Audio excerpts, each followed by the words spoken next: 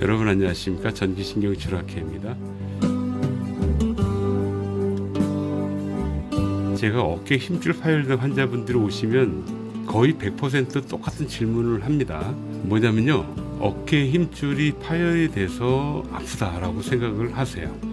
그런데 그게 잘못된 정보거든요. 그래서 제가 누누이 계속해서 힘줄 파열은 통증의 원인이 아니다라고 제가 방송 혹은 환자분들한테 말씀을 드리고 있어요.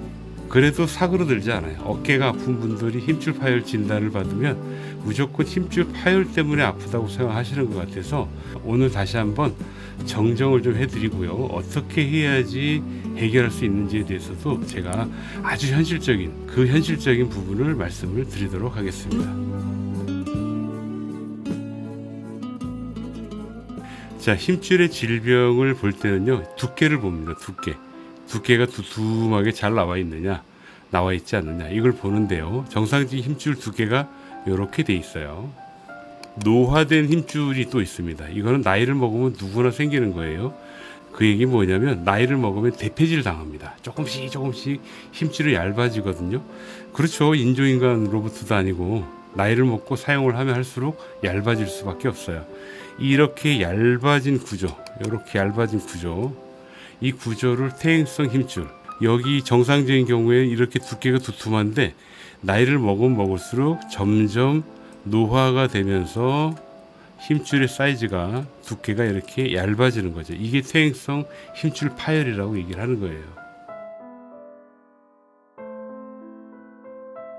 이 노화된 퇴행성 힘줄 파열된 분 있죠. 이분들은 아픈 걸 잘 못 느낍니다. 그래서 평상시에는 몰라요. 그런데 어느 날 어깨가 아파요. 어깨가 아파서 병원을 가봤더니 당신 힘줄 파열이 좀 많이 됐네 라고 얘기를 들을 수가 있습니다.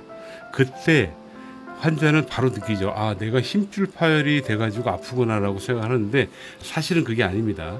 어깨 힘줄 파열 그 자체가 통증의 원인이라면 나이를 먹으면 누구나 다 아파야 돼요. 누구나 다 어깨가 아파야 돼요. 왜? 나이를 거스릴 수는 없잖아요. 누구나 다 어깨 힘줄은 얇아질 수밖에 없단 말입니다. 그런데 왜 누구는 아프고 누구는 아프지 않을까요? 이 부분 한번 생각을 해보시라는 얘기예요. 그럼 통증의 원인에 대해서 현실적으로 한번 알아보도록 하겠습니다. 통증의 원인은요, 쉬워요. 염증. 어디 염증? 파열된 부분의 염증. 파열 그 자체는 통증의 원인은 아닌데요. 파열된 부분에 염증이 생겨요. 다치면 그렇거든요. 염증이 생기면 반드시 아프게 돼 있습니다. 염증이 생기면 바로 발생하는 게 뭔지 아세요? 부어요. 겉으로는 잘 안 보이는데 속에서 붓습니다. 부종은 통증의 원인이 돼요. 그리고 염증하고 부종이 같이 생기면 자연스럽게 뭐가 나타나냐면 신경의 예민화가 발생합니다. 이건 뭐냐면 아프지 않은 정도만 사용을 하게끔 해요, 사람을. 아니, 아픈데 뭐 다 올리고 다 쓰겠습니까? 못 쓰지. 그죠? 그러니까 안 아픈 만큼 쓰게 되는 거예요. 그렇게 되면서 신경이 일단 예민해지는 거고요. 또 있습니다. 여기다 추가로 이게 내가 이제 안 아픈 만큼은 쓰죠. 이렇게 요거만 움직이면 아파요. 그러면 요렇게 쓸 거란 말이야. 이 상태로 일주일만 쓰잖아요. 딱 일주일만 써도 놀라지 마십시오. 어깨 관절이 굳어버립니다. 근데 굳으면 더 아파요. 희한하죠. 그래서 염증, 부종, 그리고 신경의 예민화, 이거로 인해서 움직임이 제한되면 관절이 굳죠. 굳게 되면 최종적으로 근육이 과긴장이 되고요. 밸런스가 무너져요. 그래서 주로 쓰는 근육은 긴장돼 있고 못 쓰는 근육, 아프니까 못 쓰는 근육 있잖아요. 그런 근육들은 약해지기 시작하는 거죠. 그러면서 관절은 점점 오십견처럼 딱딱해지는 겁니다. 자, 들어보시면 이 원인이 염증, 신경, 근육, 부종, 여기 5번에 이제 굳음까지 있는데 이거 딱 보면은 그냥 별로 어렵지 않죠. 그죠? 하나도 안 어려워요. 단순한 원인 같아요. 그런데 여러분 잘 생각해 보십시오. 여러분들이 어깨 때문에 몇 달씩 혹은 1년씩 고생하고 나중에 통증 때문에 수술까지 하는 주된 이유가 뭐예요? 바로 통증을 잡지 못해서요. 그 얘기 뭐냐? 지금 여러분들이 다니시는 병원에서요, 이 단순한 원인들을 제대로 해결을 못하는 거예요. 제대로 해결을 못하기 때문에 여러분들이 아픈 겁니다.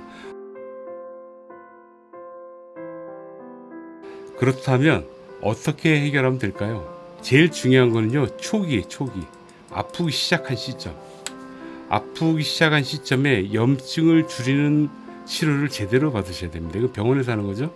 두 가지 방법이 있어요. 약이나 주사 쓰는 방법이 있고요. 또는 뭐냐면, 놀라지 마세요. 신경이 예민한 부분을 안정화시키잖아요. 그러면 염증이 가라앉아. 이 두 가지를 같이 씁니다. 그래서 약물이나 주사 가지고는 염증이 다 싹 다 가라앉지 않거든요. 근데 신경의 안정화라고 해서 예민한 신경을 안정화시키면요, 염증이 훅 가라앉아요. 굉장히 빠르게 가라앉습니다. 보세요. 통증이 시작이 염증이라고 말씀드렸는데 이 염증이 훅 가라앉아. 그러면 신경이 예민하겠어요? 덜 예민하죠. 덜 예민하니까 어떻게 돼요? 팔을 예민할 때보다 좀 많이 쓸 수 있겠죠. 그럼 관절이 굳어요, 안 굳어요? 안 굳으니까 어떻게 됩니까? 뭐 부종 당연히 없고, 그 다음에 근육 긴장 밸런스 잘 안 무너져요. 그래서 순식간에 통증이 가라앉습니다.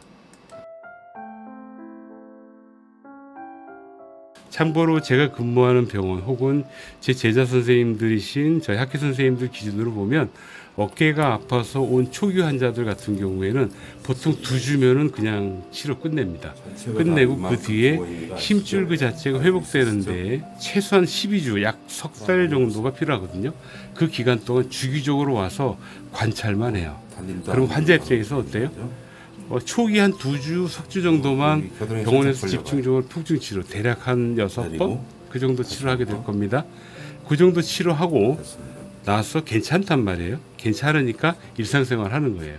일상생활 하면서 주기적으로 한 열흘이나 그런 기간으로 와가지고 상태만 체크를 하는 거죠. 초음파도 좀 보고, 그리고 조금 잔잔하게 남아있는 통증 좀 제거하고, 운동도 좀 하고 시켜가지고 그렇게 약 12주 정도를 끌고 나갑니다. 12주 정도 끌고 나갔는데 크게 무리가 없다 그럼 치료 종료. 예, 그렇게 하는 거예요. 그럼 단순하게 끝나잖아요. 여러분, 제가 지금 이렇게 말씀드리는 게 팩트예요, 팩트. 그렇게 치료하는 병원이 전국에 1,200명 정도의 저희 학교 선생님이 계시고요. 그 외에도 여러 분야에서 진짜로 연구 많이 하시는 선생님들이 여러분들을 그렇게 빨리 좋아지게 할 수 있어요. 그런데 현실은 어때요, 여러분? 여러분 몇 달씩 고생하지 않습니까? 아직도 어깨 힘줄 파열 때문에 아프다라고 생각하지 않습니까? 거기에 꽂히시면요, 힘줄 파열된 부분을 복원시키지 않으면 난 계속 아플 거야 라고 생각할 수밖에 없는데 그게 전혀 아니라니까요. 여러분, 힘줄 파열에 대한 수술은요, 더 나빠지게 되면 힘줄이 완전히 끊겨서 기능을 못하겠다 라는 구조적인 문제를 미연에 방지하기 위해서 하는 게 수술입니다. 그거지 수술한다고 해서 통증이 가라앉는 건 아니라고요. 오히려 더 아프죠. 칼을 댔으니까 칼된 부분이 아물려면 다시 염증이 발생하거든요. 이해되십니까? 전적으로 이런 통증의 원인은 수술적 방법이 아닌 비수술적 방법으로 치료가 된다라고 꼭 생각하시기 바랍니다. 그래서 좋은 병원 찾으셔가지고요, 비수술로 먼저 통증을 줄여보세요. 통증만 줄면 파열, 힘줄 파열 수술 안 하는 케이스가요, 정말 많습니다. 실제로 많습니다. 반대로 얘기해 볼까요? 저한테 내원하시는 환자분들 중에서는요, 수술을 하지 않아도 되는 정도인데 수술을 하고 오는 케이스가 상당히 많습니다. 이거 아이러니컬하지 않습니까?